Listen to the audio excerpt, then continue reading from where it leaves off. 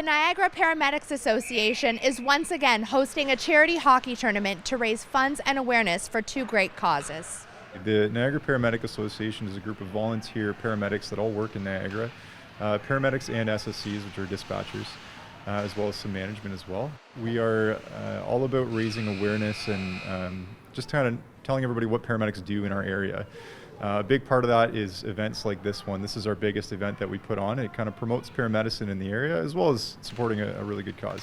We've got 6 of our own paramedic teams playing in this tournament, which is huge for us. We've expanded in the number of paramedics that we have in Niagara recently, which has also translated to increasing the number of teams that we're able to put in this tournament.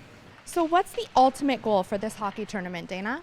The biggest goal would be for everybody to have fun, have a good time, but also to raise money for the charities that we support, which is Shoot for a Cure. Shoot for a Cure is the fundraising campaign for the Canadian Spinal Research Organization, as well as Stop Concussions, which has a whole mental health platform as well called Connected. So that would be our main goal. How successful has this tournament been in raising funds for spinal cord research and concussion prevention? It's been great. We've raised more money each year. We started off with a meek $7,000 just with a couple of teams in our first tournament. We're up to hopefully over $25,000 this year. Carrie, can you please tell me about Shoot for a Cure?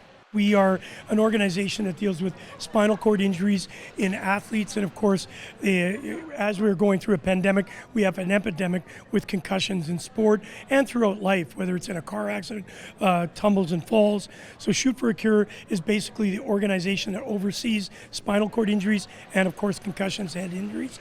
And on top of that, concussions and spinal cord injuries result in a lot of mental health issues. So we also have a connected mental health platform along with it.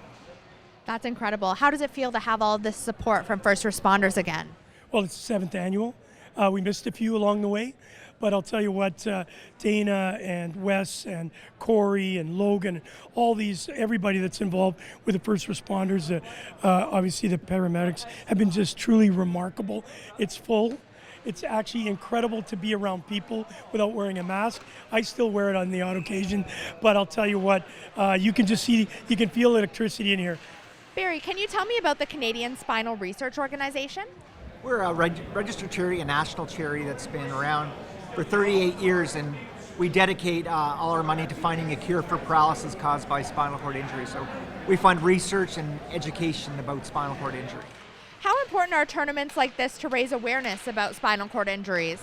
They're good because, we've known this, especially in the last couple of years, without having any events because of the pandemic, and everybody goes off the radar, and there's 2 things that happen really. You raise money, you find basically new friends, new partners to move forward on other initiatives, and it gets the word out about who you are and what you do.